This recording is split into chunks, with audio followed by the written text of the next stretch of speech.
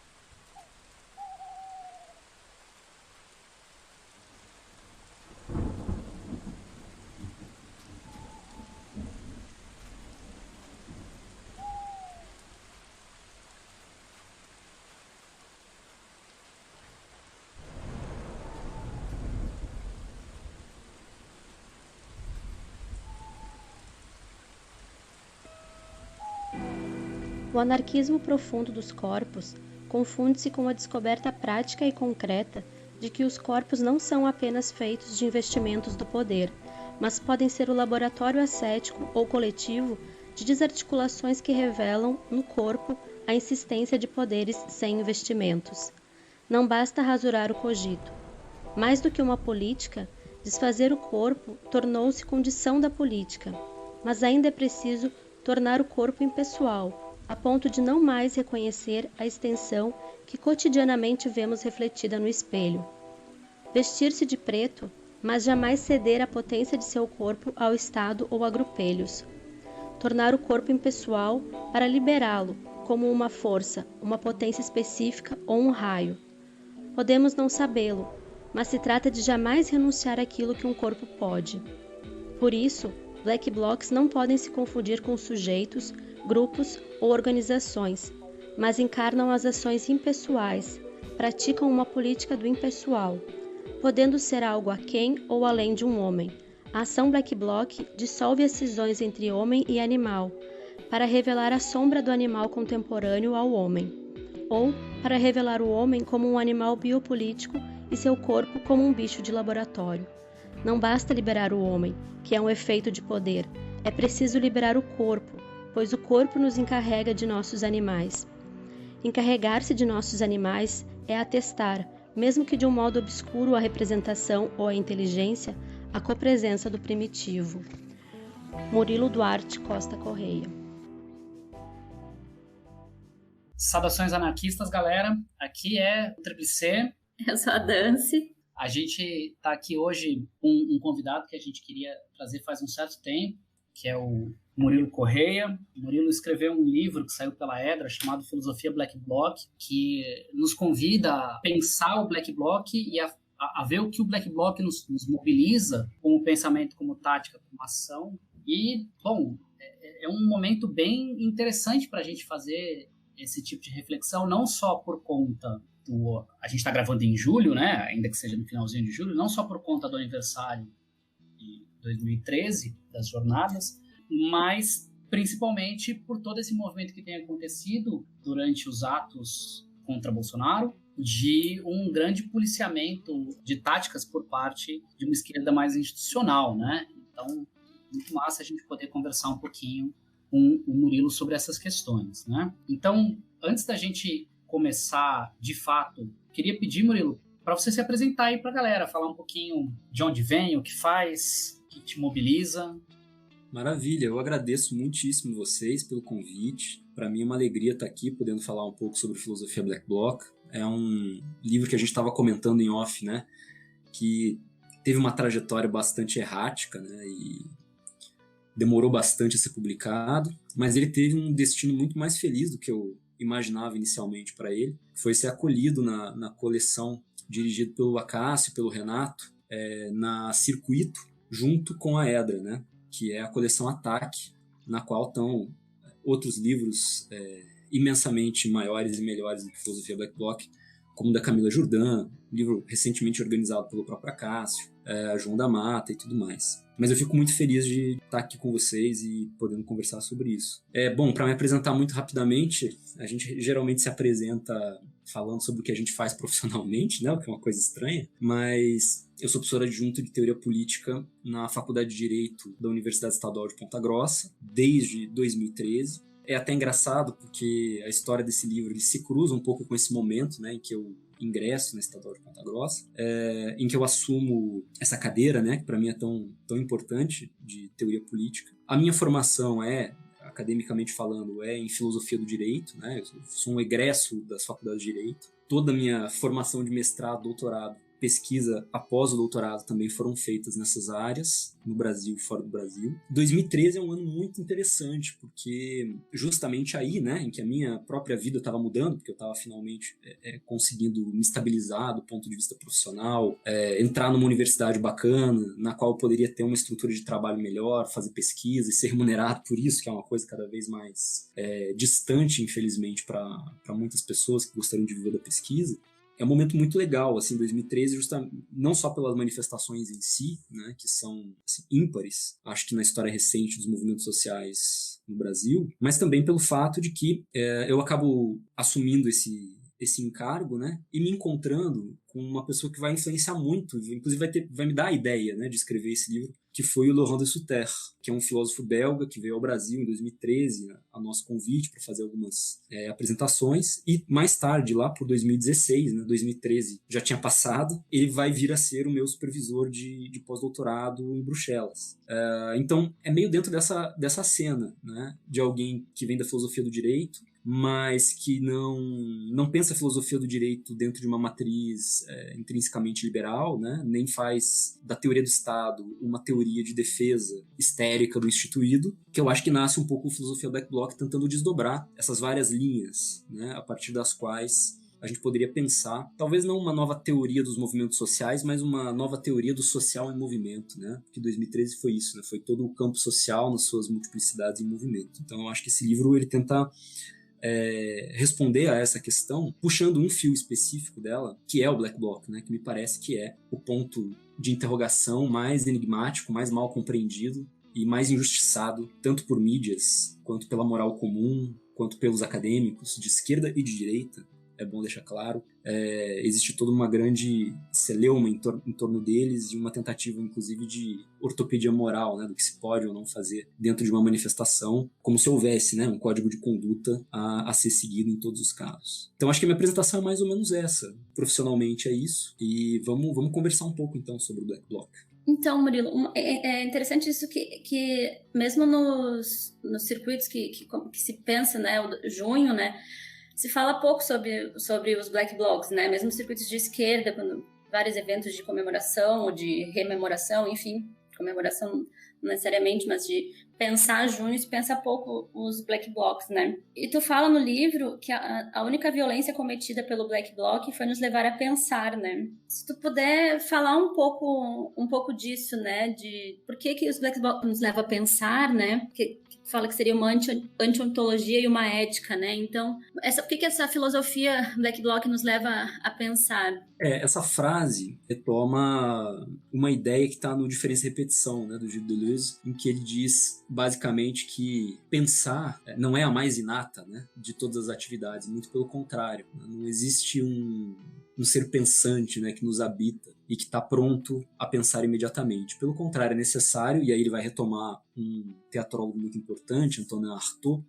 dizendo que nós precisamos nos violentar a pensar, que é preciso cometer uma violência, em primeiro lugar, sobre si mesmo, para que nós possamos efetivamente pensar. E essa imagem de Deleuze, Artaud, né, de um corpo, em boa verdade, que se violenta, né, que se submete a um tipo de relação consigo, que é de violência, para conseguir poder pensar para além dos códigos daquilo aquilo que está dado como pensável, eu acho que é basicamente aquilo que acontece com o Black Bloc. Os adeptos da tática muitas vezes são lidos como ou pessoas, né, que vão para confrontos campais, né, porque estão completamente viciadas na adrenalina do confronto, o que é absurdo, né, é basicamente uma mentira, né, ninguém busca o confronto de maneira aberta.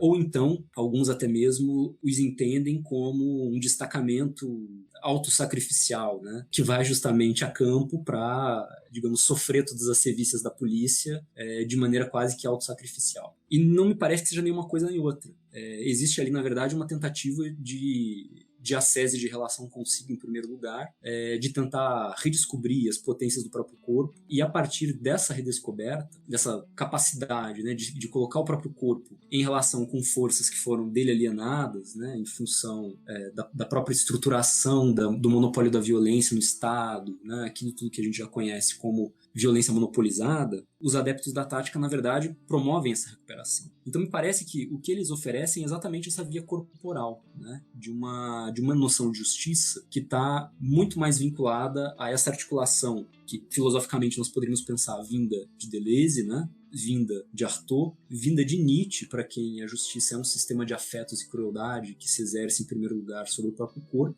e que, portanto, a partir dessa colocação do corpo em jogo no espaço público, se abre toda a possibilidade de repensar o espaço público na sua estratégia de fundamentação e também nos seus códigos. Um espaço público absolutamente codificado dentro de uma certa estrutura dialógica, de uma certa estrutura representativa. É justamente aquilo que é contestado, né, nas suas repartições pelo colocar o corpo em jogo, né, colocar o corpo na reta, como se diz. Então, me parece que é muito mais esse gesto, né, extremamente positivo, que nem a esquerda nem a direita mais institucionalizadas conseguiram compreender. A esquerda tem uma visão, a esquerda assim, hegemônica, né, tem uma visão de junho extremamente negativa, como se junho fosse pura e simplesmente, né, para uma explicação meramente causal, o ovo da serpente, né, da qual nasceu o bolsonarismo. Basicamente isso é uma narrativa muito tranquila, porque faz com que a esquerda não precise se responsabilizar por nada do que ela fez em 16 anos de governo. E, por outro lado, a direita vai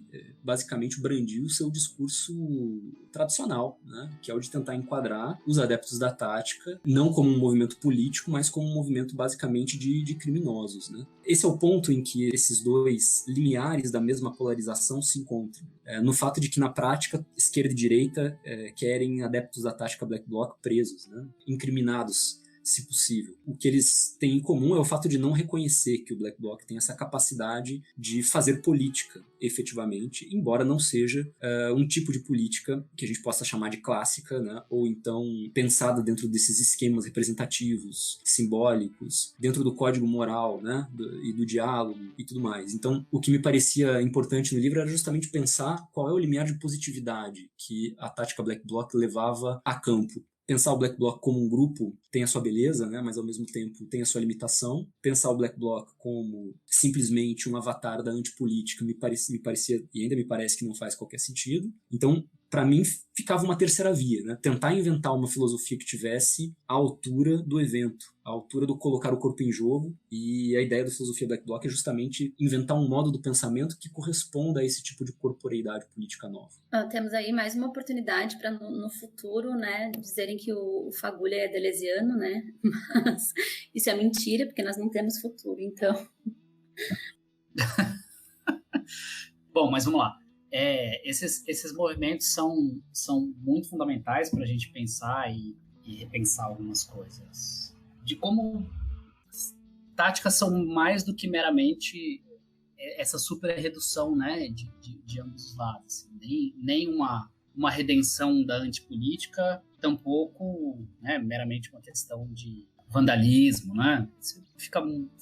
Já havia ficado muito claro para quem estava disposto e aberto, né, a entender esse fenômeno da tática Black Bloc, por exemplo, a partir da etnografia da Esther Solano, né? Mas me parece que, para além disso, né, o que a filosofia Black Bloc nos aponta é justamente essa ideia do retorno dos corpos à política, né? Isso é algo que é muito curioso, porque é muito discutido por algumas perspectivas da esquerda, que vão desde, né, o autonomismo italiano, por exemplo, Antonio Negri, um retorno do spinozismo, essa influência da esquizoanálise e outros movimentos nesse campo da crítica política, né? Mas sempre num campo bastante abstrato, né?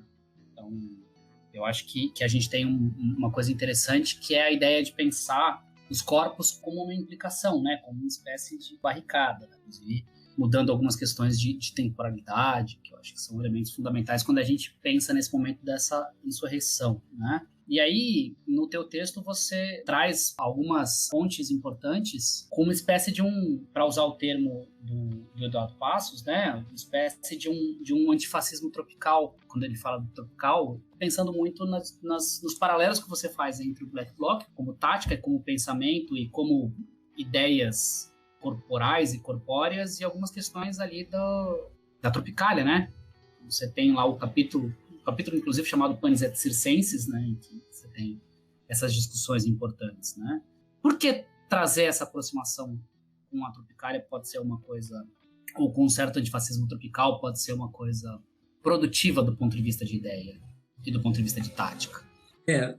Eu acho que não existem retornos, né? Então a ideia de puxar alguns dados que vinham desse aspecto um pouco mais cultural, né, de pensar a Tropicália. Claro que tem uma explicação biográfica, né, eu estava nesse momento ouvindo muito o pessoal da Tropicália, escutando um monte de discos e me aprofundando mesmo na leitura, de uma maneira assim até meio diletante, assim, sem muito objetivo. Era uma coisa, tava perdendo meu tempo com isso, tava de férias, né? Quando escrevo Filosofia Black Bloc, tava de férias na praia, com uma internet precária, basicamente ouvindo Tropicália e mexendo com algumas coisas ali que eu queria mexer, né? Os livros e tal. E aí, pensando um pouco no que o Lohan tinha me dito, enfim, nessa ideia de que algo deveria ser dito a respeito dos Black Blocs, que ainda não tinha sido dito. Tudo isso meio que converge, né? Numa questão que eu tinha recentemente trabalhado na minha tese de doutorado sobre a questão da memória. Trabalhei com a memória na teoria da justiça de transição, especialmente a partir do Henri Bergson, né? Que foi um filósofo francês muito importante inclusive pro Deleuze, né? Que a Dancy acabou de citar.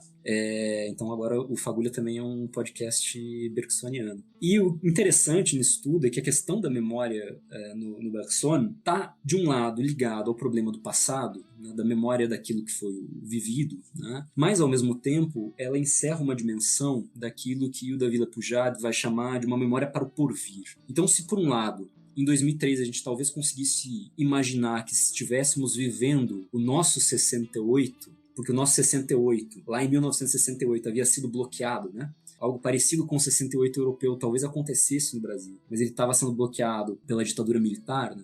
O livro chega a dizer isso em certo ponto, né? Na Europa era maio de 1968, mas no Brasil era dezembro, né? Justamente lembrando a imposição do ato institucional número 5. Por outro lado, existe um pouco essa necessidade de atualizar aquilo que jamais foi vivido. Então 2013 podia ser pensado exatamente nessa chave, como uma atualização de uma memória que não era uma memória daquilo que nós vivemos, mas sim uma memória para o porvir, aquilo que nós ainda não havíamos vivido como sociedade. Então junho talvez aparecesse aí tanto como um grande movimento do campo social de contra-efetuar o atual, literalmente protestar, né? Ir à rua, como se dizia naquela época, contra tudo aquilo que está aí. E você veja como essa expressão ela mudou, né? De patamar, eu diria, de registro interpretativo, né? Porque hoje em dia a gente pensa, por exemplo, em Bolsonaro como candidato que em 2018 se apresentava como candidato contra tudo aquilo que estava aí. Isso já faz a gente pensar um pouco sobre quem efetivamente conseguiu capitalizar politicamente Junho. Isso é muito mais mérito de uma certa virtude da direita bolsonarista do que o fato de que Junho, né, na leitura das esquerdas mais tradicionais, teria sido desde sempre, né, desde o ovo, um movimento de direita, né, um movimento moralista. Muito pelo contrário, em Junho tudo estava aberto, tudo estava em disputa, inclusive essa transformação da moral das esquerdas numa ética dos corpos. E é um pouco isso que está em questão nesse livro. Como reintroduzir o corpo na política é, na verdade, realocar a ética nos corpos. Trabalhar com a ética num sentido mais spinozano como um movimento de encontros, nem sempre positivos, às vezes até mesmo destrutivos, entre corpos. E como pensar uma prudência dentro disso, né? Isso é uma coisa para a qual as pessoas geralmente também não olham. O Black Bloc, ele implica é uma tática, né? E uma tática implica sempre uma prudência. não se trata simplesmente de sair por aí, né, quebrando tudo, vandalizando tudo, como se não tivesse lógica. Pelo contrário, é um instrumento de autodefesa multitudinária contra a violência policial. E ela serve a uma certa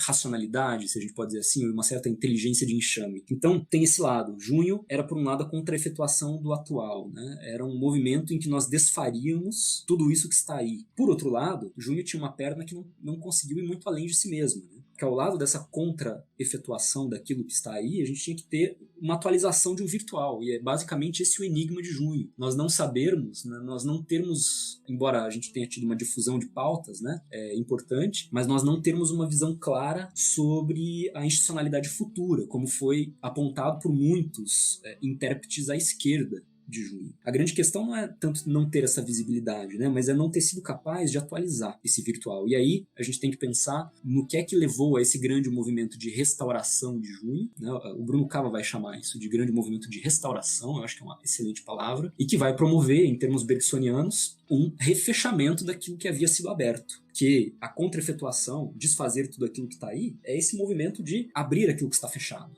Houve um segundo momento, e a gente teria que talvez pensar nas responsabilidades da própria esquerda institucionalizada ao ajudar a promover esse refechamento. Então, o que me parecia de interessante aí nessa dupla dimensão é que o Black Bloc participava de ambos os registros. E é por isso que ele talvez pudesse ser pensado como um analisador geral de Junho, né? Como aquele que contém o seu enigma. Não porque o Black Bloc tenha, ou seja, em si mesmo, uma versão dessa possível institucionalidade futura, né? Não é disso que se trata, mas sim de pensar o Black Bloc como uma encarnação de uma linha de fuga social que passava por ele. Ele era simplesmente uma linha de subjetivação. E é aí que as canções nos ajudam, né? A Tropicália nos ajuda. Porque justamente elas foram mobilizadas em torno do 68 brasileiro, de uma memória da ditadura por um lado, mas também de uma memória do porvir. E o que havia de comum era, por um lado, a Tropicália significava a reintrodução do corpo na música, na canção, que até então era uma canção bastante espiritualizada, né? Muito parecida com os sambas canções e canções de amor e tal.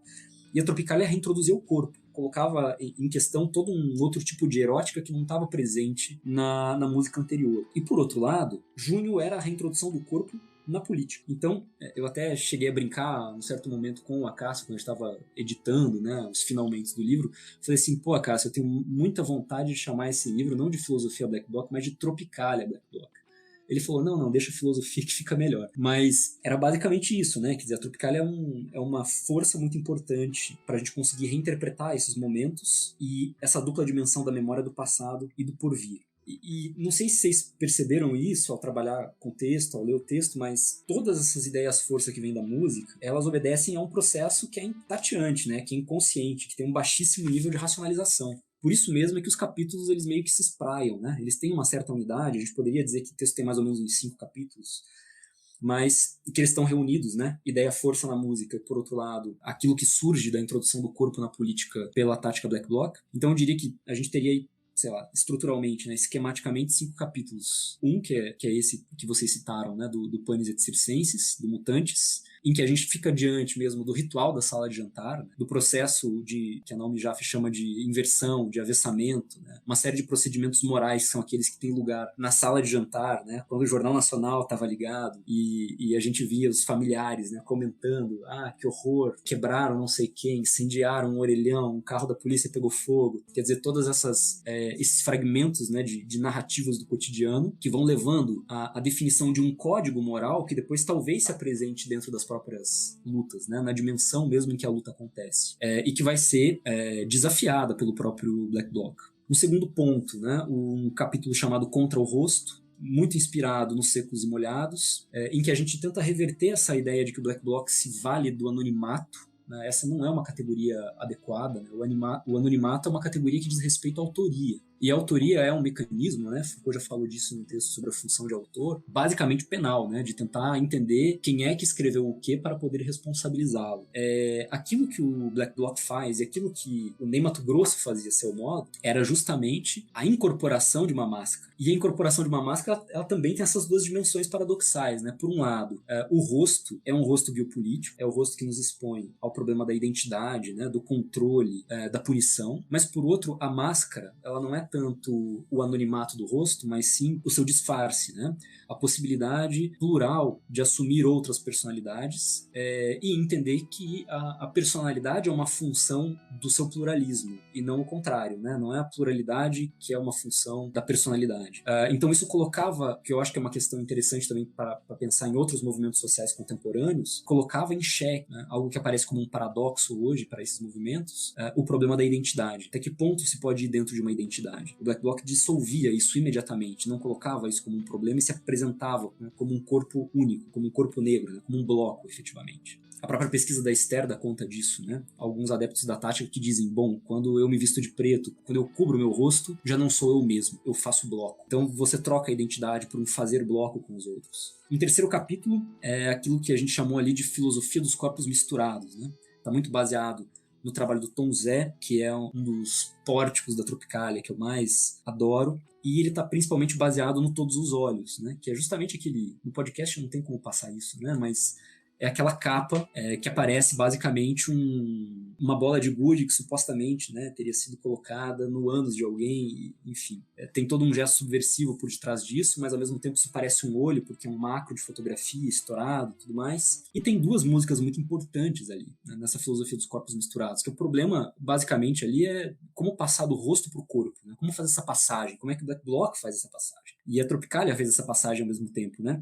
Via Máscara de Secos e Molhados e via essa filosofia dos corpos misturados que aparece na capa de Todos os Olhos. Mas, ao mesmo tempo, a gente encontra aí mais uma dimensão em que o corpo também pode ser destruído pelo poder. Porque, por exemplo, uma das músicas desse disco do Tom Zé, né, Cademar, é justamente a pergunta sobre o desaparecido político, né? É a pergunta sobre aquele corpo que já não está mais entre nós, né? E é incrível como isso ressoa, por exemplo, no Cadê o Amarildo, que é um, enfim, vocês conhecem a história, mas foi um ajudante de pedreiro, morador da favela da Rocinha, que basicamente foi preso pelas unidades de polícia pacificadora daquele complexo de favelas, torturado, porque supostamente ele tinha conhecimento, né, de como funcionava o tráfico na região, ou tinha algumas informações que ele poderia passar para a polícia, e não contente, a polícia o assassinou e desapareceu com seu corpo, né, em pleno 2013. Então, essa outra dimensão do corpo, né, que é complicada, de um corpo biopolítico, que é aquele que luta no âmbito do protesto, né, na rua, mas que ao mesmo tempo pode ser torturado, né, pode ser desaparecido de maneira forçada pela polícia. Então isso tudo ressoava principalmente no Cadê o Amarildo, né, o Cademar e o Cadê o Amarildo. Um quarto ponto, né,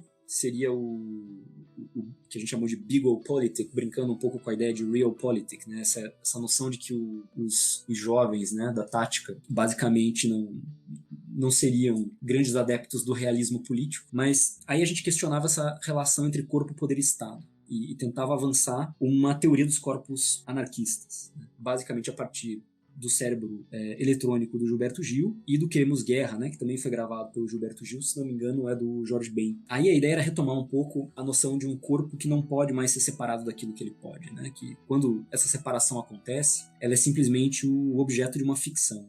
Então, aí, nós reencontrávamos Clastres, La Boétie, o próprio Bergson, né? A gente acaba reencontrando aqui sob a forma do enigma da revolta, quer dizer, tentar entender por que as pessoas se revoltam, por que elas aguentam tantas coisas, por que elas passam décadas, às vezes, aguentando os piores regimes, e num certo momento, né? Naquele momento que talvez fosse o menos propício, elas simplesmente se sublevam. Esse enigma é realmente o enigma de Jung, mas ele só pode ser respondido na medida em que a gente consiga reatar essas três coisas: o desejo, o poder e o corpo social. E aí a gente discutia um pouco a questão do corpo como um bicho de laboratório das disciplinas, a antropogênese, como é que se pensa um humano a partir da negação do fundo naturalista, da sua realidade. E, por fim, a gente falava de uma etologia Black Bloc, ou seja, tentar encontrar no comportamento Black Bloc, como um comportamento aparentemente animal, né? Algumas pessoas gostariam até de se referir. Eu me lembro de um promotor, né, que no começo de junho se referia aos adeptos da taxa como bugios raivosos, né? Então essa noção de animalidade ela sempre esteve presente nas narrativas, mas apresentar como é que eles reinseriam o corpo na ética e a ética nos corpos, né? Então havia por um lado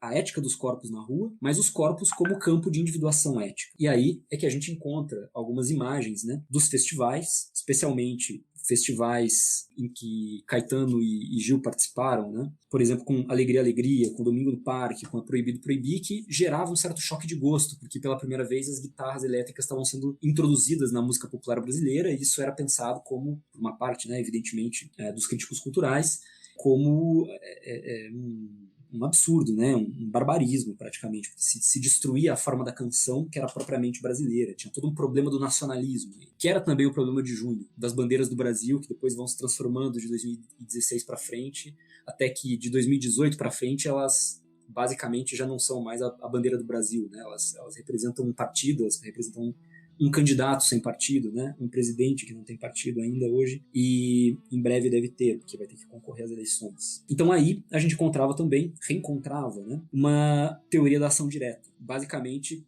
enfrentando, né, duas dificuldades que nos eram colocadas por arendtianos e por debordianos, que diziam fundamentalmente que o Black Bloc era basicamente violento, né, mudo, ele não dialogava, né, isso para os arendtianos. Ou então eles eram a prova, né, de que o espetáculo havia colonizado tudo e não havia nada de ação política ali dentro daquele espetáculo.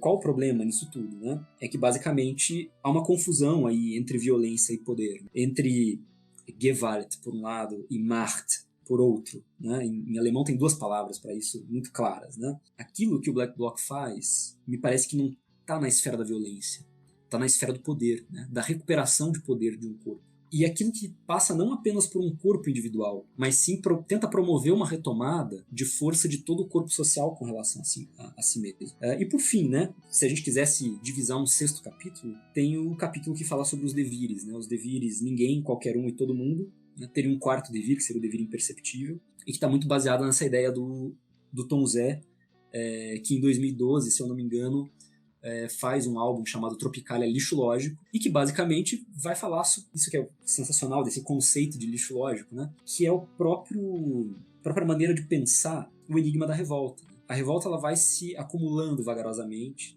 as submissões vão se acumulando vagarosamente, né, no inconsciente, e de repente aquilo já não cabe mais, né, nas consciências, nos corpos, enfim, nas vontades, e aquilo exige algum tipo de revolta. O Tom Zé explica mais ou menos da mesma maneira a gênese da Tropicália. Ele diz que existia uma maneira moçárabe, né, de resolver as questões, né, uma forma não aristotélica de se pensar, e que quando pessoas que vinham do Nordeste com essa cultura, né, eram confrontadas com a forma supostamente ocidental, racional, branca, caucasiana de se pensar, aristotélica, cristã, gerava-se uma espécie de diferença mínima que ficava assombrando essas soluções, e elas iam se acumulando, elas iam formando uma espécie de lixo lógico que redundaria por acumulação e por excesso, né, na Tropicália. Então essa é a maneira pela qual o Tom Zé, eu acho que de uma maneira muito intuitiva, consegue explicar a própria Tropicália. Acho que algo parecido nós poderíamos dizer do próprio enigma da revolta, né? Voltando a Bergson para fechar essas ideias, o Bergson lia no Émile Faguet uma ideia que era a seguinte: as pessoas se revoltam, né? Fizeram a Revolução Francesa, por exemplo, porque se passava fome, dizia Émile Faguet. E o Bergson diz, mas tudo bem, mas as pessoas sempre passaram fome, né? O que é que faz com que, de repente,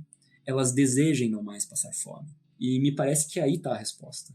Existe algum tipo de... Na própria pergunta, né? Nos termos da própria pergunta. Existe algum tipo de mutação que é interna na própria repartição do desejo que faz com que os corpos tomem a cena política e desenvolvam alguma novidade nela. Todo o grande problema é que a gente nunca sabe onde isso vai dar. Mas, de qualquer maneira, nem sempre, né, as revoluções têm bons fins. Aliás, geralmente elas não têm fins muito bons. Mas, de qualquer forma, ela permite recolocar os mesmos problemas em outros termos. Isso talvez seja aquilo que as revoltas efetivamente podem, né?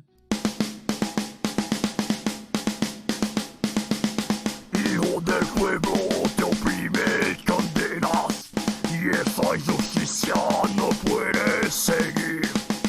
Si tu existencia es un mundo de penas, antes que esclavo prefiero morir. El pueblo no vive en soledad y esa lucha no puede seguir.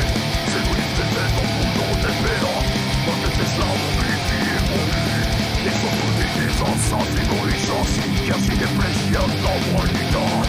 Sean válidos por los anarquistas, a conseguidor de libertad.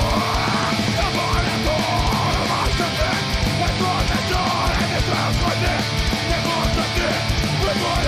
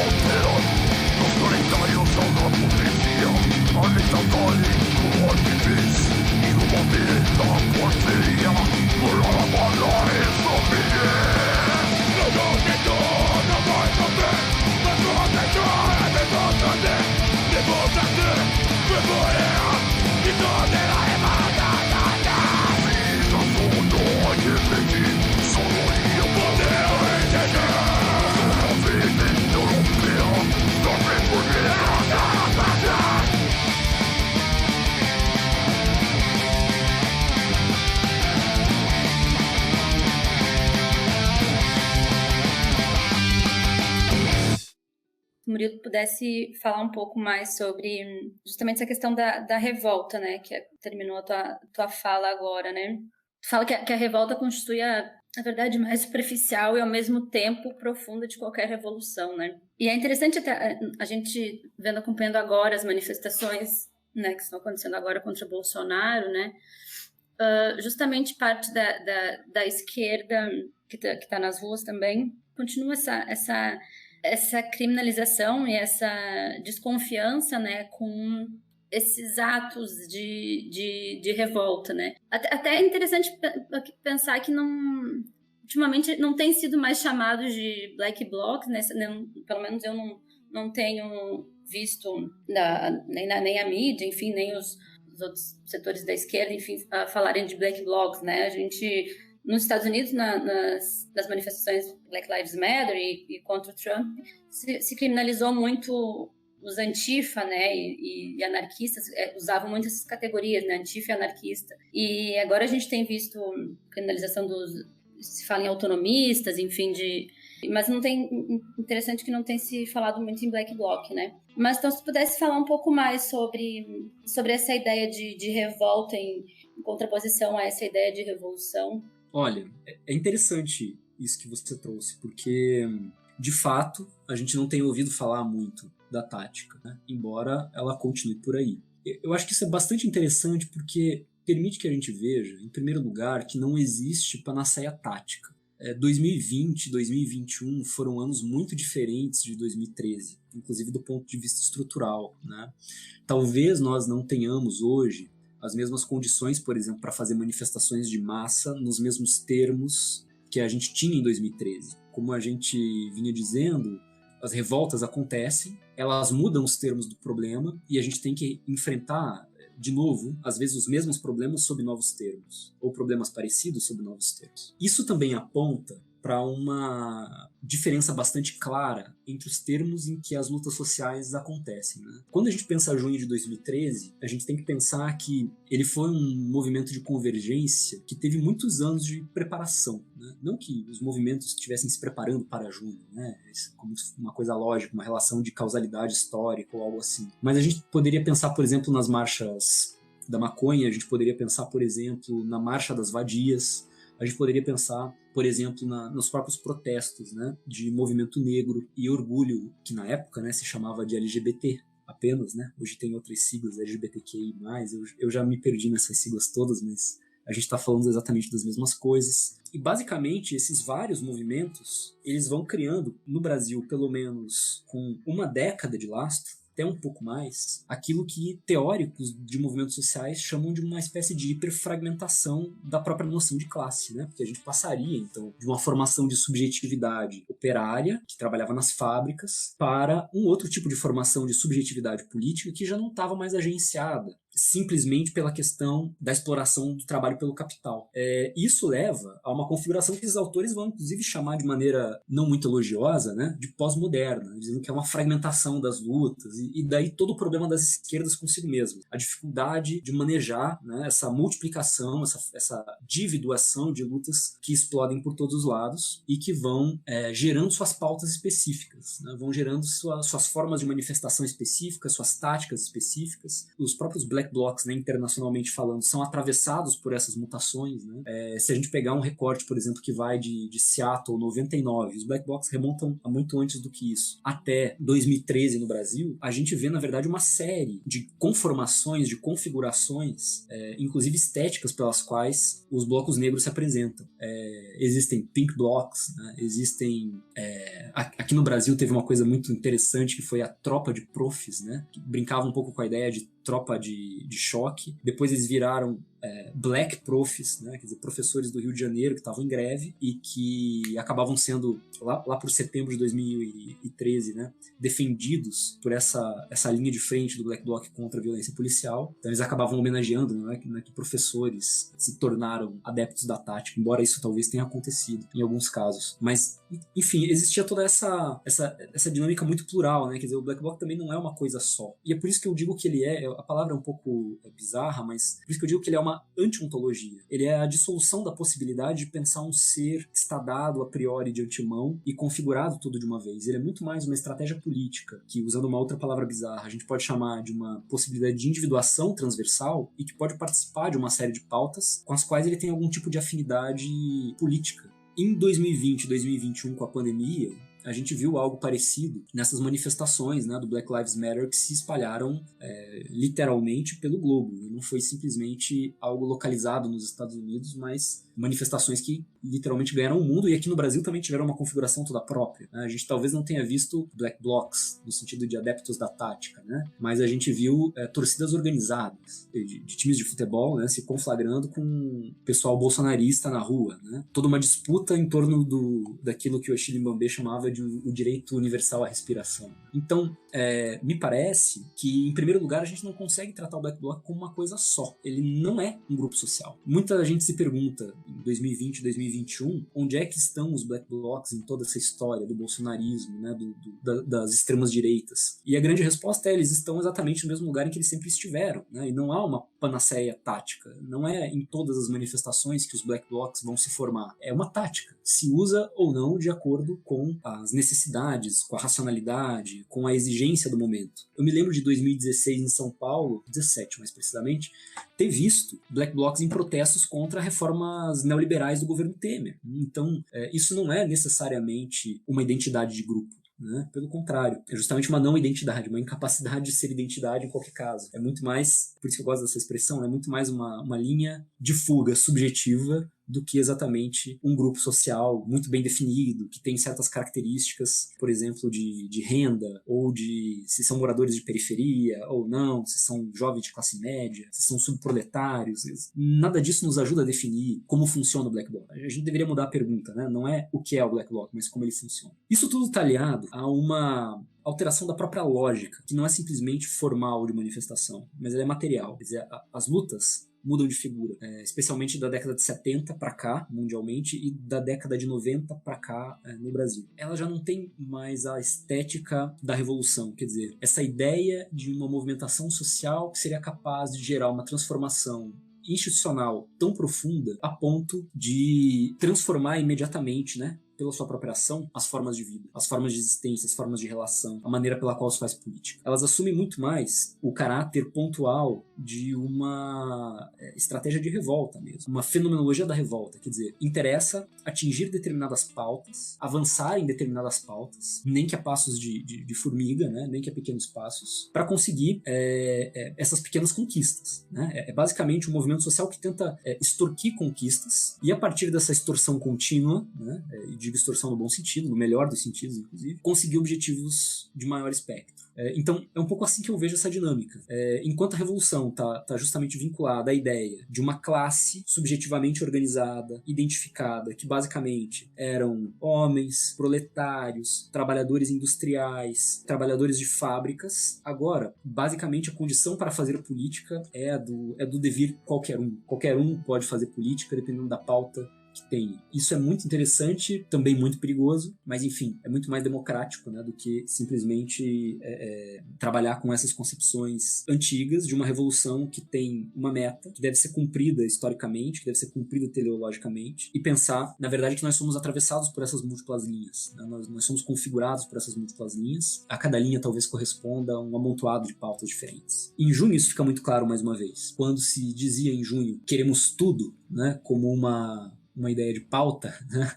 Que as pessoas diziam, bom, mas isso não é pauta nenhuma, né? Porque querer tudo e querer nada é a mesma coisa. E então se identificava o movimento todo a um grande movimento político de caráter nihilista, o que nós tínhamos era basicamente o contrário, né? Era uma explosão de uma série de demandas que exigiam, por exemplo, na época da Copa do Mundo, né, para a gente ficar com um exemplo, que se vamos colocar dinheiro público para construir estádios, né, que vão virar, como viraram, aliás, grandes elefantes brancos, ainda mais em pandemia, por que a gente não pode ter hospitais padrão FIFA? Por que a gente não pode ter escolas e universidades padrão FIFA? Por que a gente não pode ter serviços públicos de padrão internacional, né, já que é o nosso dinheiro público do comum, o valor que é produzido em comum, que vai subsidiar essas mega obras, né? Inclusive ao preço de remoção de comunidades e tudo mais, né? Então, me parece que era um cenário de uma sensibilidade social completamente diferente do que a gente tem hoje. Um outro enigma de junho é justamente o de tentar entender em que termos essa imensa progressão que talvez fosse possível ao redor de junho se transformou numa regressão de sensibilidade coletiva, né? Pelo menos em parte, do eleitorado brasileiro.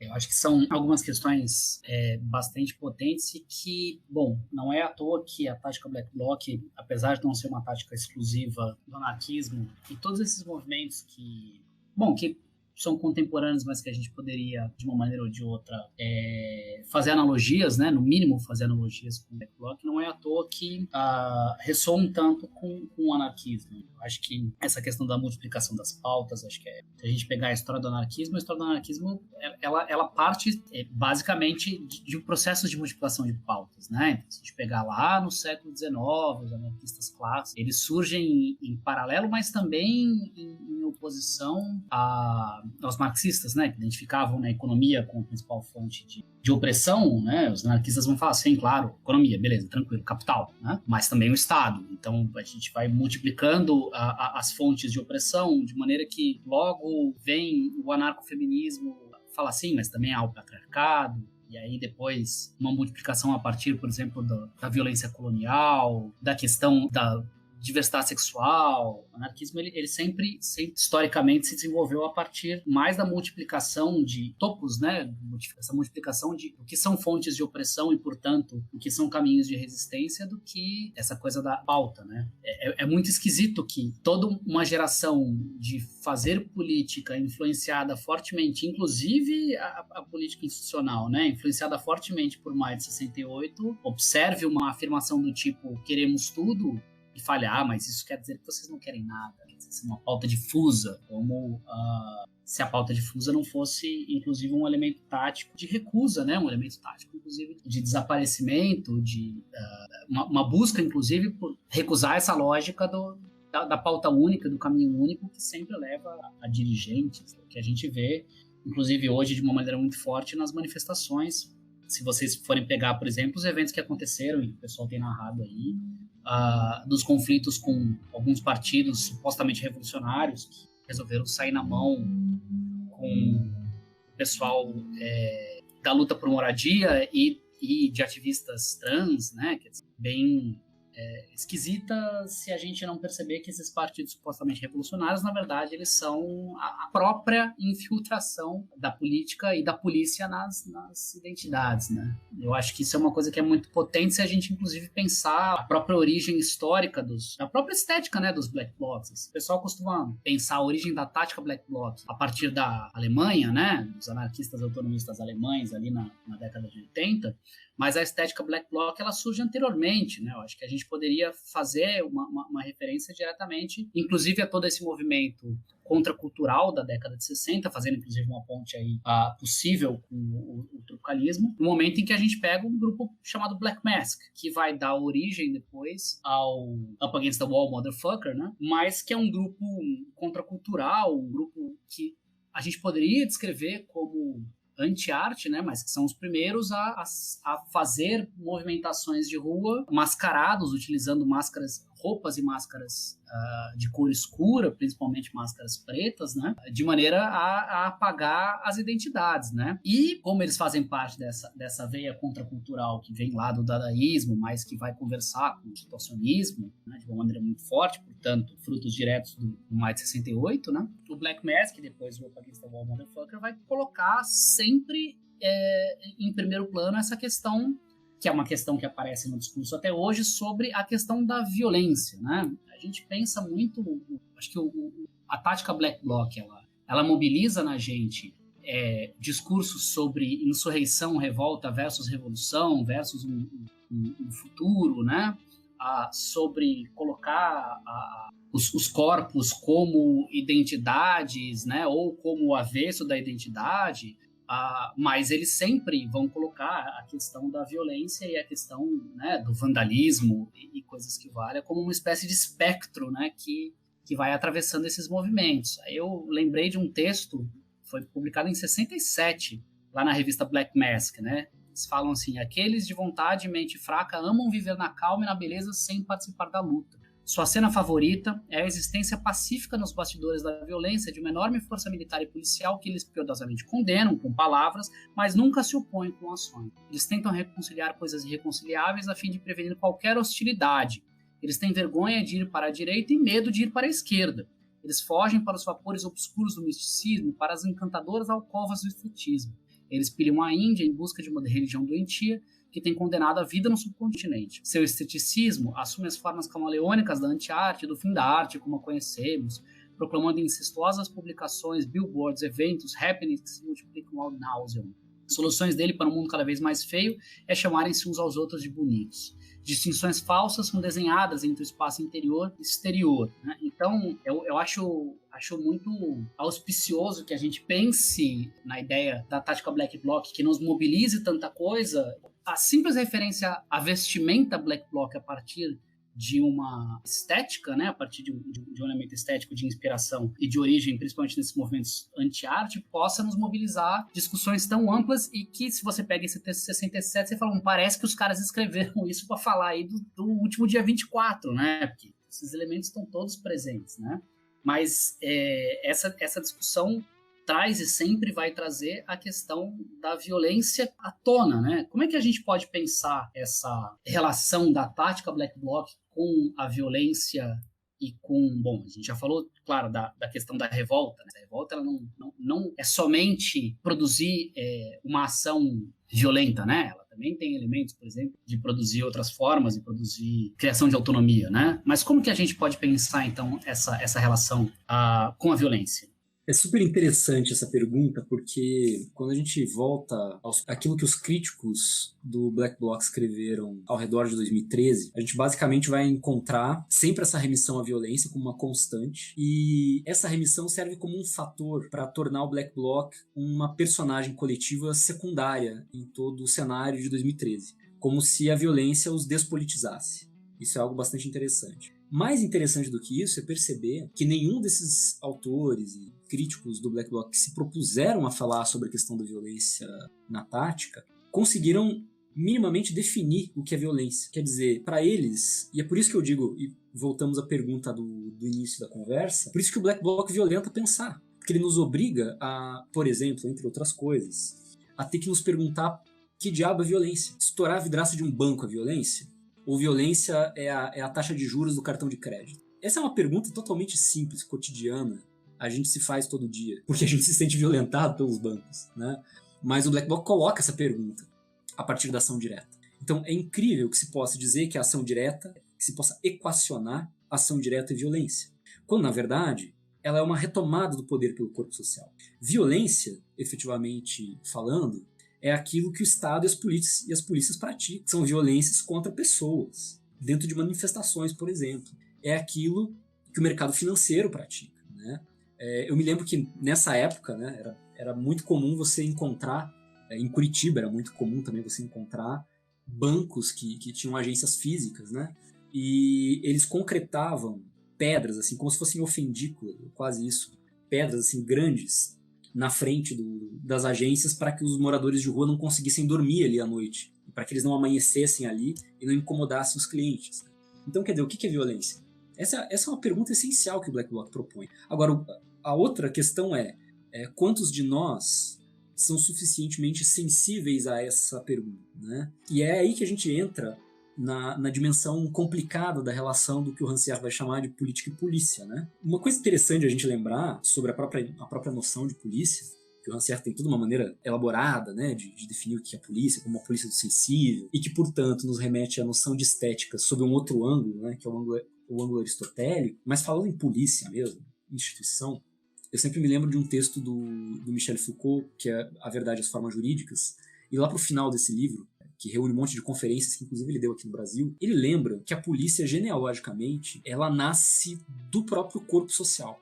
Ou seja, ela nasce da necessidade de determinados grupos sociais específicos se autorregularem e se protegerem contra o poder penal, que na época era soberano. Então você tinha alguns grupos religiosos, né, que, por exemplo, tinham que controlar as pessoas daquele grupo religioso para que elas não ficassem desocupadas, para que elas não fossem presas por vagabundagem, ou controlar os alcoólatras, né, que moravam ali naquela comunidade porque eles iam beber demais, iam arrumar confusão, ia dar polícia, não, mas ia dar problema com o mecanismo penal, eles também poderiam sofrer essas punições. Ou então as mulheres, né, muito jovens, que poderiam começar a se prostituir, enfim, quer dizer, a polícia ela surge do corpo social, atrelada a um mecanismo de autodefesa de uma comunidade específica contra o poder penal, o que é muito paradoxal, e, por outro lado, ligada a uma estratégia de ortopedia moral que esta comunidade se auto-aplicava. Então, não deveria nos causar muita espécie o fato de que, dentro de certas dinâmicas que começam a ficar um pouco exaltadas ou excessivas de manifestação, exista efetivamente uma espécie de autorregulação, né? Quer dizer, os partidos de esquerda, ou quem quer que seja, tentando estabelecer um código moral de até onde se pode ir dentro de uma manifestação, ou o que deve ser o gesto de uma tática, né? Ou toda essa discussão totalmente fora de lugar sobre se a gente deve quebrar vidraça de banco, ou então destruir monumento histórico, ou então derrubar estátua, ou então não sei o quê. Quer dizer, nada disso faz sentido. Isso é justamente não colocar a questão que importa, que é, bom, mas o que a ação direta nos faz pensar? Ela nos faz pensar alguma coisa? Dar uma pedrada numa vidraça de um banco nos faz pensar sobre a taxa de juros do cartão de crédito? Né? Deveria. Então, o que eu acho que é interessante da ação direta não é o vínculo que ela tem com a violência, porque eu acho que o vínculo que ela tem com a violência é mínimo, é quase que residual, né? Mas sim, justamente porque não se trata de uma ação dirigida contra pessoas, trata-se de uma ação dirigida contra, eu não diria nem coisas, mas instituições, né? Ou configurações da vida comum, que precisam ser reformadas, que precisam ser remodeladas, repensadas, reestruturadas, revolucionadas, se vocês quiserem. E, por outro lado, a ação direta ela produz o que a gente chamou no livro mesmo de um curto-circuito entre ação e discurso. Os críticos arendtianos do Black Bloc vão dizer justamente isso. Eles são fortes e mudos, né? Ou seja, eles metem medo, porque eles não dizem nada e eles usam a força, né? E aí a gente poderia pensar em violência, porque violência justamente vem do violentus, né? Aquilo que tem vis, né? Aquilo que tem força, aquilo que é portador de força. Mas aí é uma confusão muito grande entre força, entre vis e violência. Ou melhor, entre poder, né, que é uma coisa que um corpo social pode ter sobre si mesmo, inclusive para se autorregular de maneira autônoma, e por outro lado violência, que é um destacamento do poder do corpo social numa esfera separada, e que vai tentar regular de maneira violenta esse corpo social como um todo. E aí nós temos, né, aparelhos militares, polícias e uma série de outras instituições que são tradicionalmente, né, até mesmo pela esquerda, reconhecidas como instituições de caráter repressivo. Então, me parece que a relação do Black Bloc com o problema da violência, ao mesmo tempo em que ela não existe, ela é a mais aparente possível. Quer dizer, aquilo que eles fazem, rigorosamente falando, não é violência. O que os adeptos da tática fazem é simplesmente provocar uma identidade sem resíduos entre ação e discurso, de modo que eles podem ser silenciosos. Aquilo que é o contrário de uma performance, né? Ou de um performativo, se vocês quiserem, né? Porque o performativo é a palavra que produz efeitos reais, né? Concretos. Na verdade, é um efeito concreto que deveria nos levar a falar, né? Que deveria nos levar a pensar, que deveria produzir discurso. Então, é o contrário de um performativo. O interessante é que a maior parte dos críticos do Black Bloc não conseguiu sacar a própria lógica da ação direta, que passa por aí. Passa por essa desindexação. Outras pessoas disseram, e eram análises até que positivas do Black Bloc diziam, olha, o Black Bloc, na verdade, ele espelha a violência do Estado. Mas eu acho que isso é errado, né? Porque ele não espelha a violência do Estado. O Black Bloc não é o Estado, não é a polícia. Um Black Bloc não é o equivalente a um contingente policial, né? Armado, bem equipado, treinado, etc. Mas, assim, uma tática de autodefesa multitudinária dentro de uma lógica de manifestação pública, de protesto, né? Contra justamente a violência policial. E aquilo que está colocado aí é justamente essa capacidade, né? Que é tanto tática quanto ao mesmo tempo simbólica, de fazer com que ação e discurso sejam de novo reconectados no âmbito direto da política, no âmbito imediato. Então, essas falas a respeito de usos de ações diretas, que também não são exclusividades do Black Bloc, né, podem ser usados por outras, estrategicamente por outros setores, por outros segmentos de manifestações populares, me parece que não faz muito sentido ligá-los à violência. Né? É claro que isso choca, porque justamente a ideia é criar uma espécie de ruptura no sensível, nesse sentido rancieriano, né? Fazer com que a gente perceba a distribuição e a estabilização das ordens, dos lugares sociais, das capacidades de dizer, de ver, né, de falar e de influenciar nas decisões políticas, elas precisam ser de alguma maneira rompidas, né, para que a gente possa, de novo, abrir aquilo que está fechado. Isso tudo está fechado, e há décadas no Brasil. Basicamente o que a gente tem são novos pequenos focos de incêndio, né, que nascem aqui e acolá, que são úteis, né, no sentido de que fazem com que nós consigamos discutir certos pontos, às vezes até avançar em certos pontos, regredir em outros, mas não conseguem, né, por enquanto pelo menos, não conseguiram ser móveis de transformações mais amplas. Não sei nem se esse é um objetivo. Mas, de alguma maneira, eu acho que por aquilo que a gente poderia chamar de um acúmulo primitivo de democracia, né? Quer dizer, esse acúmulo de pautas que vão sendo endereçadas e resolvidas, talvez a gente consiga produzir transformações um pouco mais amplas. Hoje, a maneira pela qual eu tenho tentado pensar um pouco mais as manifestações em geral e o próprio fenômeno, né, da tática Black Bloc é através da ideia de transversalidade do Félix Guattari. Basicamente, eu acho que a questão é dessa capacidade que algumas táticas têm, os antifascistas também têm essa capacidade, de produzir afinidades eletivas do ponto de vista político e de, para além dos seus próprios objetivos de grupo, né, conseguirem se alinharem estrategicamente com objetivos de outros grupos e os fortalecerem. Então, aquilo que me interessa hoje é muito mais essa relação transversal entre movimentos sociais do que aquilo que as identidades produzem ou podem produzir politicamente de maneira isolada, que eu acho que é muito pouco, é muito frágil, é importante, é um bom começo, mas ainda é muito frágil. Essa relação de transversalidade, quer dizer, de pegar uma diagonal de pautas, eu acho que me parece muito mais importante, assim, para que a gente consiga compreender como esses movimentos podem compor uns com os outros, ao invés de estarem completamente fragmentados ou decompostos, e sem que isso signifique necessariamente retornar a um tipo de unidade primitiva, né, do tipo classe operária, né, do tipo vamos fazer a revolução e é para amanhã.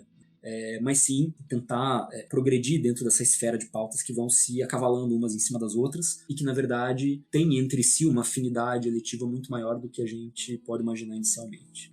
Nos livramos da ignorância, pelo mercado vendendo o mundo. Na liberalismo, na morte, todo encontro, terra, fazemos nosso plano. Nunca se vê no setor, jamais teremos a formação, podemos fazer ignorância. A forma de uma guerra, só pode olhar o infinito, como assim poder matéria. Nós sabemos da cultura, nosso filho, vocês são desesperados.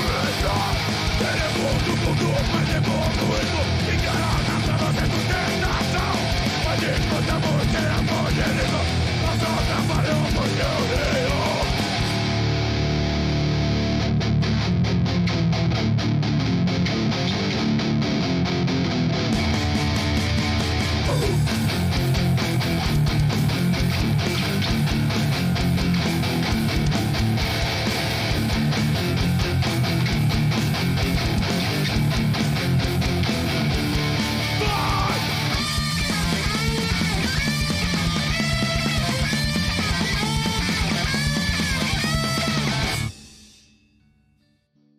Curiosamente, ontem, né, num tweet aí, um cara que faz parte de um partido de esquerda, ele falou que o autonomismo é um estágio infantil da luta política, né? E deu algumas respostas contrapondo, né, esse argumento, foram muito no sentido de, né, falando dos povos indígenas, enfim, dos zapatistas, e tu cita no livro, né, essa ideia do Clastres, né, que as sociedades indígenas, né, têm essa máquina de guerra contra né, de ser para a guerra dessas sociedades contra o Estado, né, contra um poder que fique separado do corpo social, né. E é interessante também porque a gente pensa que a gente sabe, né, que os povos indígenas têm uma maneira também muito diferente de entender o corpo, né, que nós brancos, enfim, a questão do corpo está sendo constantemente produzido também, e a questão dos afetos, né, de tentar constantemente evitar o mau encontro, assim, né. Então eu queria ver se tu podia falar um pouco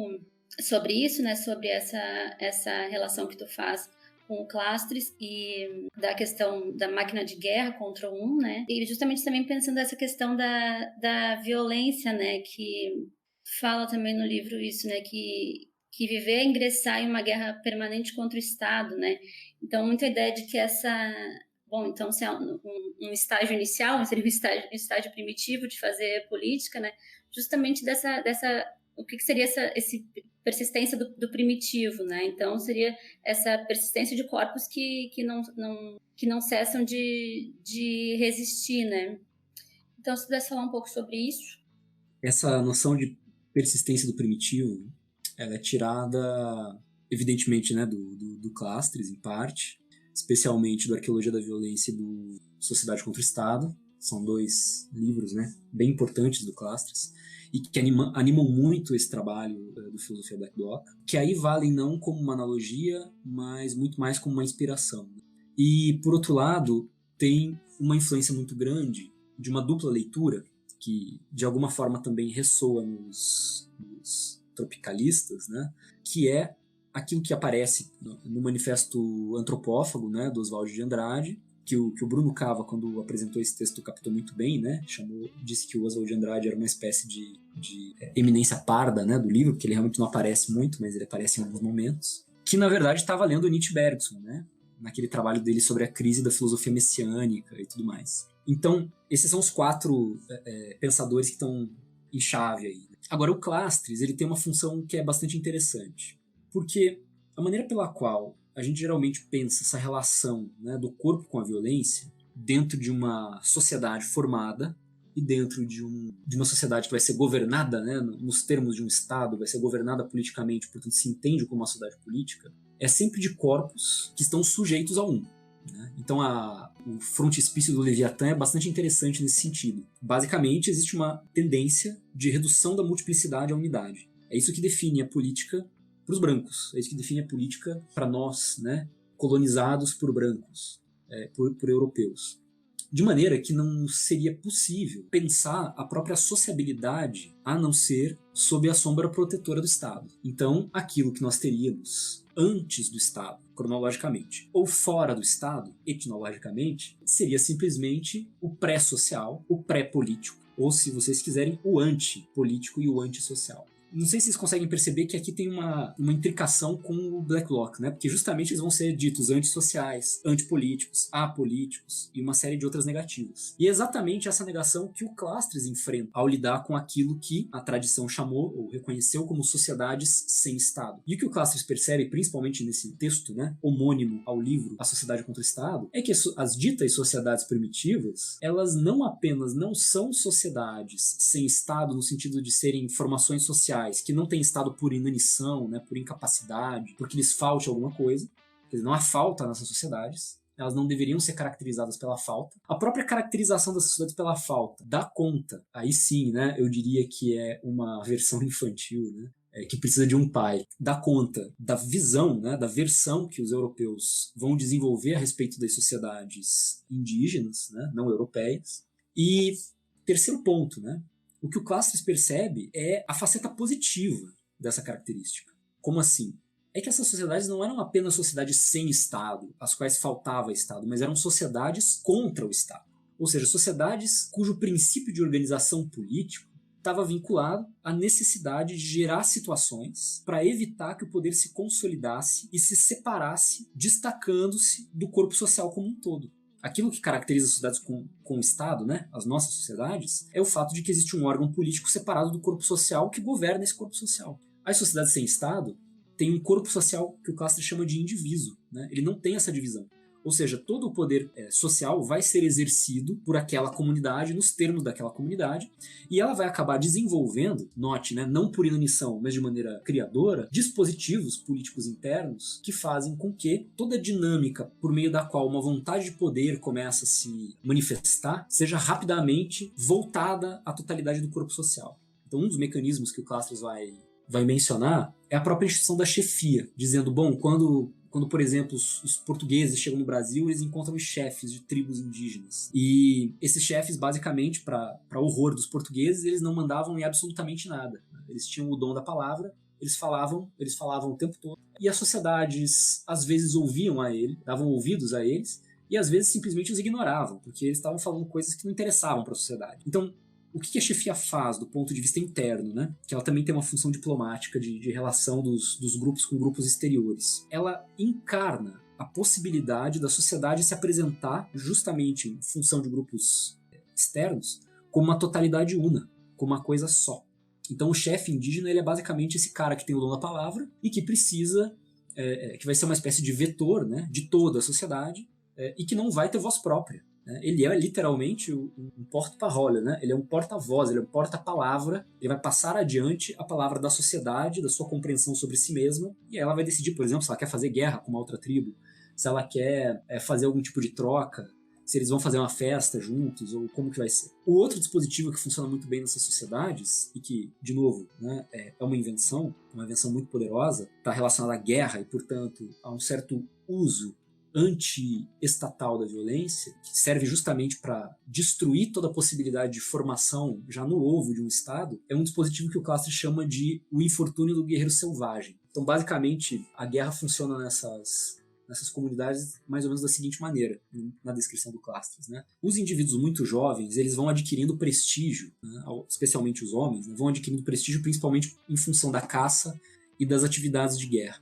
E muitas vezes, alguns desses jovens acabam sendo tomados por um desejo de poder, né, e de obter prestígio na guerra. E acaba acontecendo, eventualmente, de esses indivíduos quererem fazer guerra, justamente para obter prestígio, para obterem reconhecimento, etc., quando a sociedade já decidiu que não. A comunidade já deliberou e já falou, olha, a gente não está afim de fazer guerra, para a gente não é conveniente, não vamos fazer.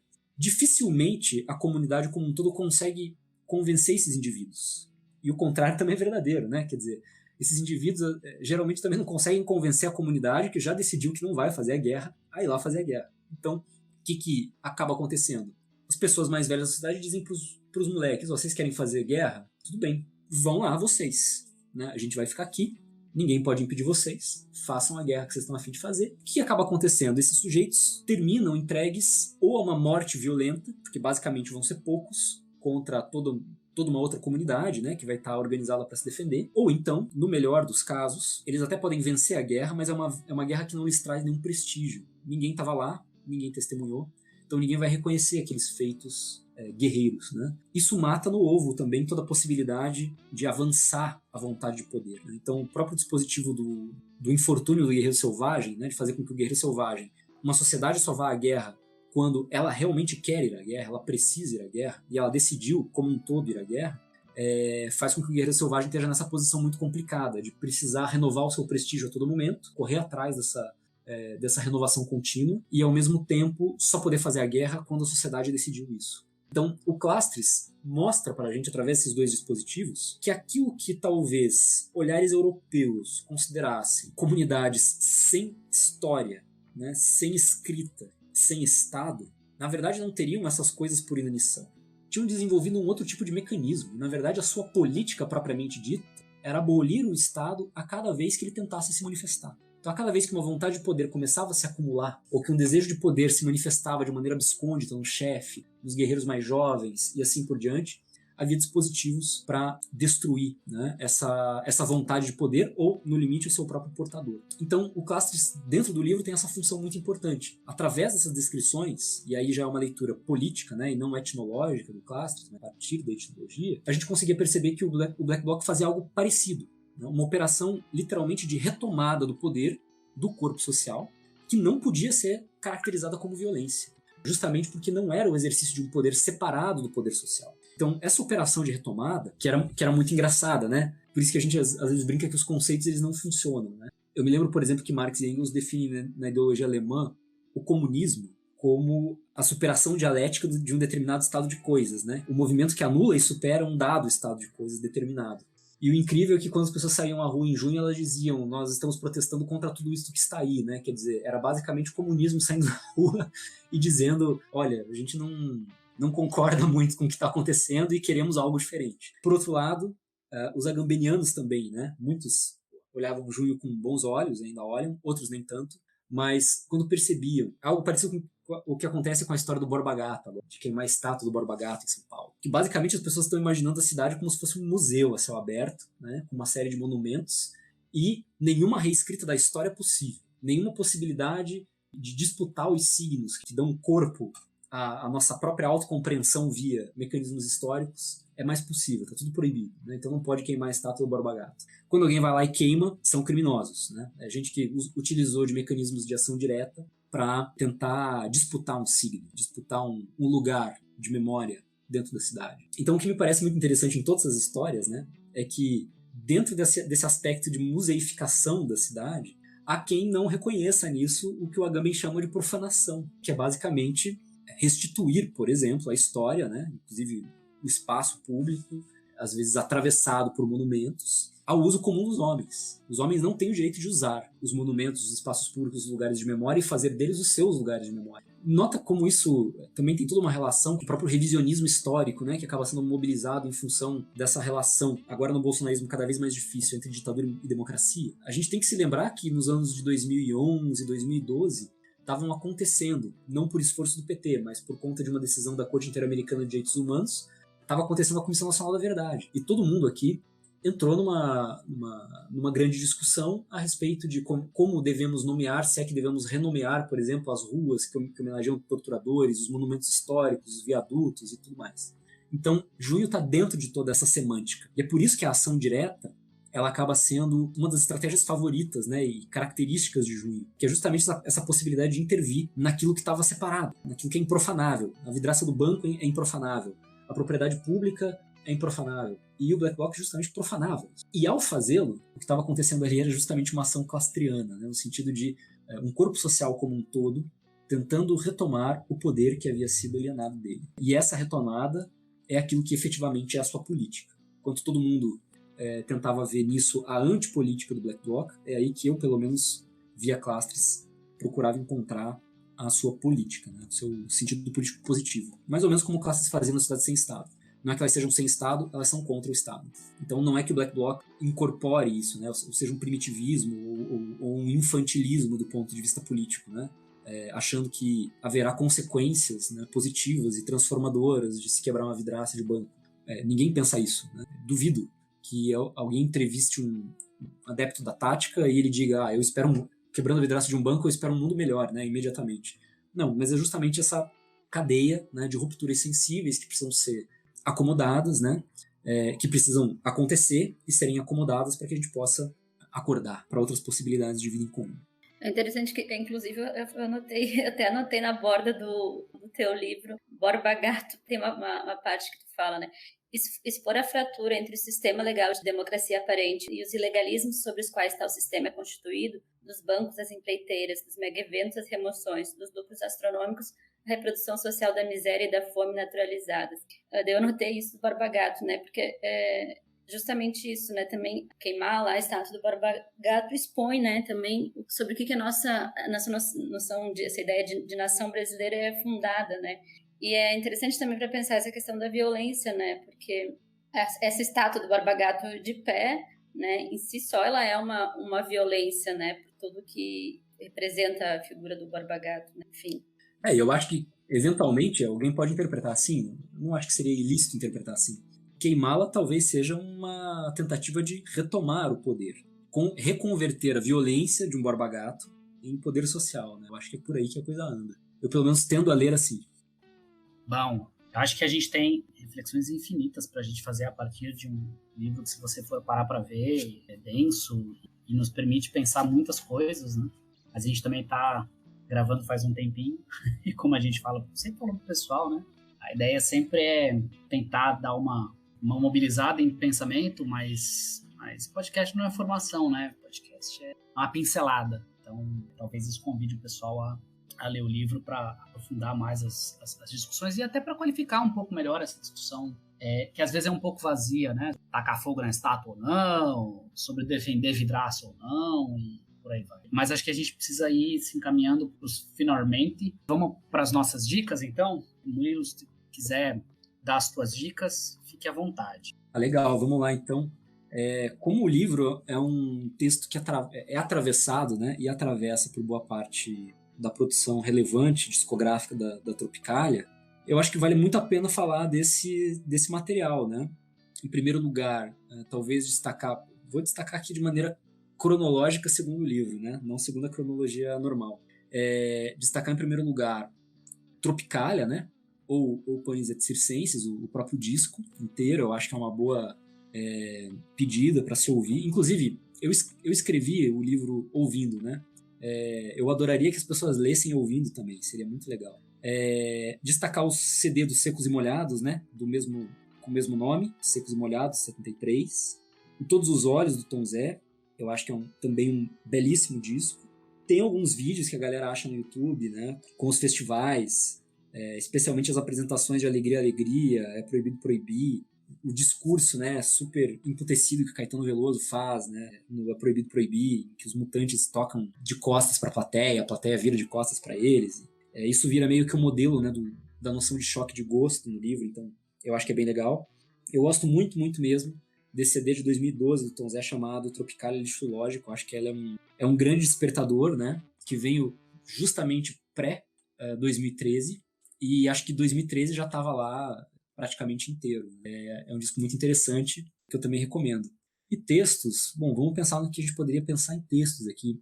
Acho que a gente falou bastante do Clastres, né? Seria legal recomendar para o pessoal o Arqueologia da Violência e A Sociedade contra o Estado. Acho que são dois textos, aí sim, né, formativos mesmo, ajudam a compreender esse outro ponto de vista da etnologia sobre a própria filosofia política ocidental. Acho que é um excelente contraponto para quem quiser começar a pensar essas relações e pensar um pouco mais fora da caixinha, essas relações entre corporalidade, Estado, lei, etc. A gente poderia indicar os dois textos finais para quem se interessa pela questão da polícia, do Verdade e as Formas Jurídicas do Foucault. Eu acho que é um belíssimo texto para isso também.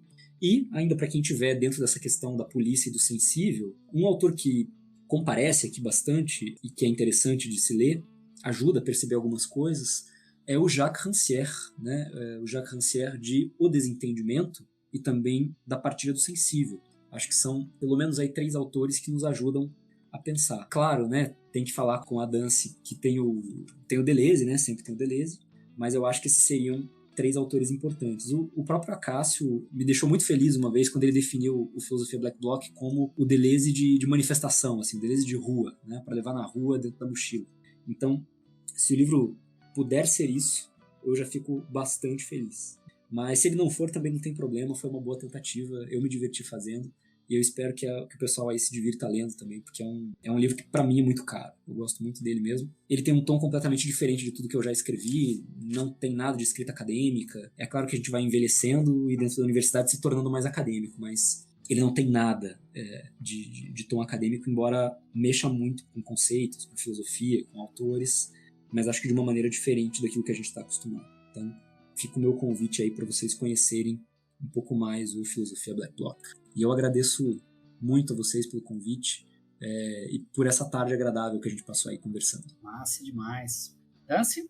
Eu queria recomendar uma música que eu senti falta no livro, que é do disco do Caetano de 71, que é Maria Bethânia, que começa com a maravilhosa frase "Everybody knows that our cities were built to be destroyed", e acho que tem tudo a ver. E recomendar uma entrevista que o Murilo deu agora, dia 21, para o Bruno Borges, né, da Ponte Jornalismo, que eu acho que também, às vezes, o formato entrevista assim, ajuda, enfim, também para quem não conseguir ter acesso ao livro, enfim, acho que resume muito bem o livro e algumas das coisas que a gente discutiu aqui. E, claro, agradecer o Murilo por ter conversado com a gente estava bem ansioso por esse encontro. E o Murilo sempre muito, muito generoso. Obrigada. Viu, gente? Com relação a essa questão do livro e de materiais secundários, uma coisa que eu acabei não falando, mas enfim, é o seguinte: esse livro, claro que ele tem uma individualidade, mas ele está irrigado por uma pesquisa que anda ao lado, né? Então, tem muitos textos que foram sendo produzidos ao longo dessa travessia que o livro fez, né, de 2014 até 2020, 2021, quando ele foi efetivamente publicado. Então eu posso depois passar para vocês, se vocês quiserem. Tem outros textos que são mais introdutórios, parte deles o pessoal acha dentro do livro também, mas parte deles está publicado e livre na internet. E outros textos que estão ao redor, né? Por exemplo, Para Dar um Fim à Polícia, é um texto de 2016. Introdução à Filosofia Black Bloc, é um texto de 2017, todos na internet. Uma discussão sobre os fundamentos constitucionais das leis que proíbem o uso de máscaras em manifestações, especificamente sobre a Lei Brasão, também está disponível na internet. Um texto que eu gosto muito, muito mesmo, chamado Rafael Braga Vieira, que foi publicado na Dilemas, tem toda a correlação com junho de 2013.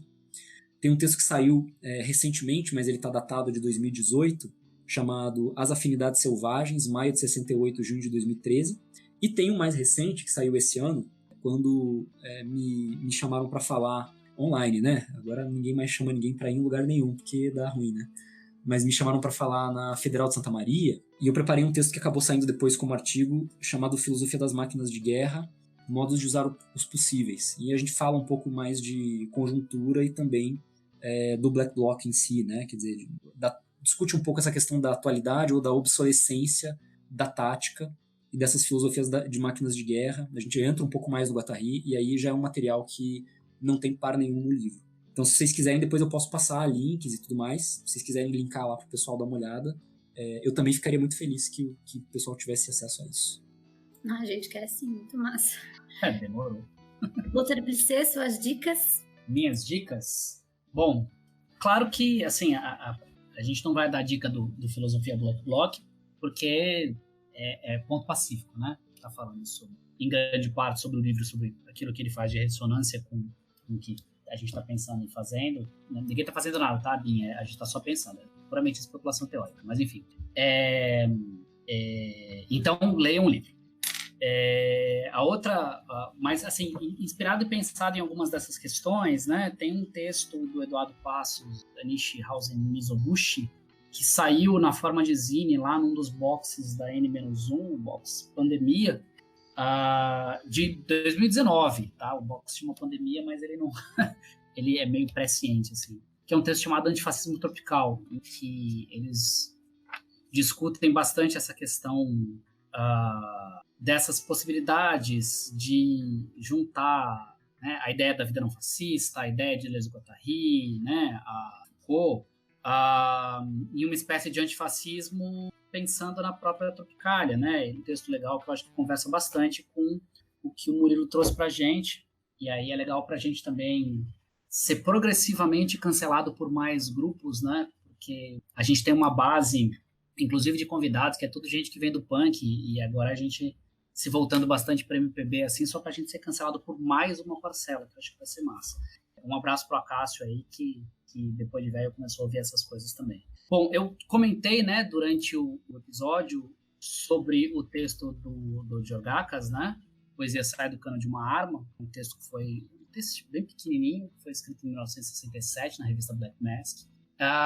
E eu vou linkar o texto no episódio, acho que a gente vai jogar lá no blog, né, e falando no blog, também o texto Por uma Política dos Corpos Barricada, que foi publicado no Artilharia Imanente, né, é um texto do Tadeu Cervantes, e que eu acho que tem muitas questões que são muito importantes, assim. Eu acho que uma virada muito legal desse texto, além da gente pensar, citei uma parte, né, do texto, Corpo Barricada, complemento diferencial de corpos em movimento, se esforçam para decompor linhas rígidas de configuração subjetiva, mas também uma virada que eles fazem um pouco depois, ele faz, né, um pouco depois no texto, em que ele apresenta uma imagem de mulheres, né, várias mulheres se reúnem, uma lata de lixo é reformulada em uma chapa, há fogo, calor, comida e há descanso. Isso também é uma barricada, que eu acho que é uma forma muito interessante de incluir essa questão de violência versus não violência, a ideia da barricada como uma forma de você produzir uma organização espacial dos corpos, uma forma de você produzir resistências, mas que também você produzir cuidado também é uma barricada, né? Então, acho que isso é uma reflexão bastante interessante. E eu vou linkar também no episódio. E é isso. Então, queria agradecer mais uma vez, Murilo, pelo teu tempo, pela tua paciência em conversar com a gente e pela contribuição que tu deu para essas reflexões, que eu acho que são fundamentais para a gente poder qualificar. O Acácio está super certo quando ele diz que é um livro para levar para a barricada, uma manifestação. Eu acho que isso é muito legal. Eu que agradeço, fico muito feliz de ter podido participar. É o primeiro podcast que eu faço, então eu acho que eu estreiei em grandíssimo estilo. O pessoal do punk não precisa ficar chateado, não. Eu acho que dá pra ouvir MPB também e ouvir punk, não tem problema nenhum. A gente até tava falando, né, antes de começar, sobre o disco do Criolo, né? Quer dizer, dá pra ouvir de tudo, dá pra misturar tudo com tudo. O Criolo faz isso bem, Tom Zé faz isso bem, cada um à sua forma.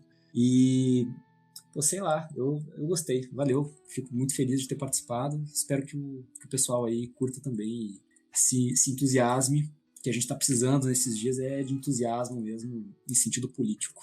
Então tá, muito obrigada, gente. É isso aí. Tchau, tchau. Tchau, tchau. Então, valeu, tchau, galera. Tchau, tchau. Tchau, tchau.